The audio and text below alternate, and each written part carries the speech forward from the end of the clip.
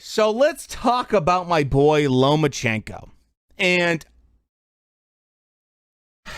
it's hard to talk about someone that you're a big fan of and you always want to fanboy over, but I want to be honest about what I saw with the Nakatani fight, as well as point out where maybe I was right and I was wrong.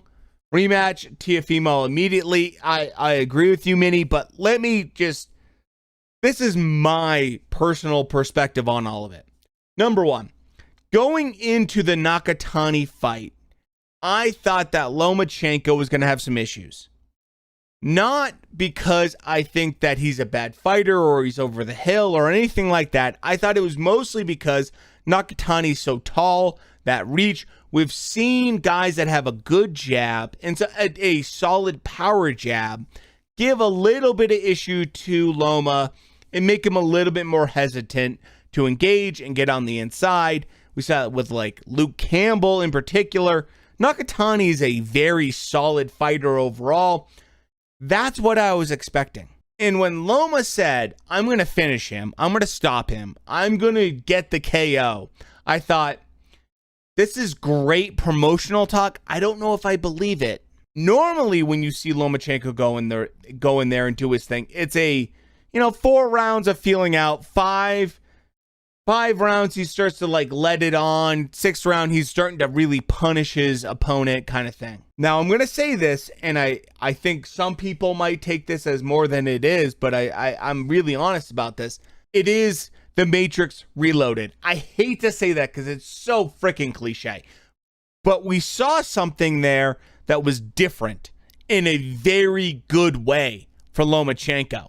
The big thing I saw was just round 1, going at your opponent. I mean, that's huge. That's a big difference from waiting 4 rounds to download and then start punishing your opponent to immediately going after your opponent. This is a different strategy. This is clearly something a little bit different from what we've seen in the past from Lomachenko. I get the hesitation, being careful, downloading. I get that. I'm not saying it's a bad thing. I think it's a very good thing, actually, if you can do that in a fight. But clearly, this was a different kind of fight for Lomachenko. This was, I want to get out there and punish Nakatani. Not because he hates Nakatani or has a personal beef with him. Nakatani is actually a wonderful fighter overall and is very humble and everything like that. It's I want to show the world they're wrong about me. Loma, I think, understood where he was in terms of people want to be excited again for him. He wants to sell pay-per-view. He wants to be the name at lightweight. You still have the Atlantic and everyone else saying, you got to go move down to 130. You can't be 135. You got to be 130. You're too small. And Loma just said, no.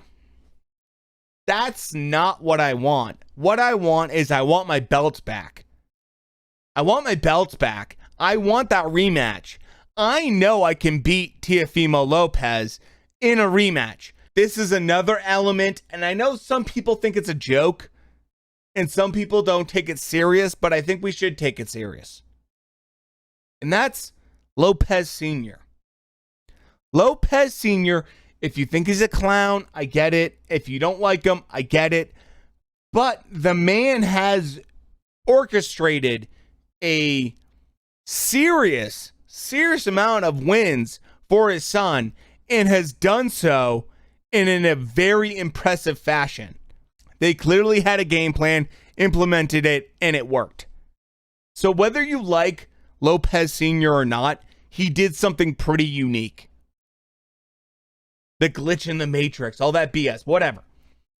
I think that there's some kind of recognition and respect that needs to be given to Lopez and Lopez Sr.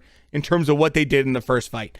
I personally had the fight very close, but I did have Lopez winning. And that's a big Lomachenko fan saying that. It's a big deal when it comes to this fight because I want to see what happens. Lopez is fighting in August against Kambosos, but there's some COVID stuff going on with Lopez. That is something that's happening. We can't get around that. Now, the good news, if you're a Loma fan and want to, or a Lopez fan and want to see Lopez versus Loma, the good news is Lopez Jr. is very technically sound, and I think he should be able to handle Kambosos fairly easily, I think, looking at general tape and what I've seen. So, do I think this rematch is going to happen?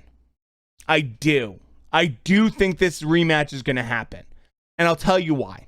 For a couple reasons. Number one, the amount of money that Lopez can make from the Lomachenko rematch is huge. It is a huge amount of money. Remember, the first time they fought, it was like $1.3 million for Lopez. He can ask for a substantially larger amount for the rematch. I'm not hating on the kid. Good for him. Good for him. Get paid. Get paid. You're the, generally speaking, undisputed champion at lightweight. Get paid. The other element is he is physically someone that needs to move out of 135. He's a big boy. 135 is a hard weight to make when you're someone that physically has the build of Lopez. And that's a good thing. Like, that's a good thing. He can transfer to a multi-weight champion very easily, I think. Whether you talk about Josh Taylor and how that's going to be, that's a whole other conversation we can have. But in general, Lopez is ripe for 140. Taylor's talking about going to welterweight at 147. There's some belts that could be lost because of that. And Lopez is a great candidate to pick up those belts. And that's a huge accomplishment for him. Like, we should recognize that Lopez could pick up some big belts at 140. Like, that's awesome. So that's my general thought on Loma versus Lopez. I think that it's such a good fight. There's so many elements there.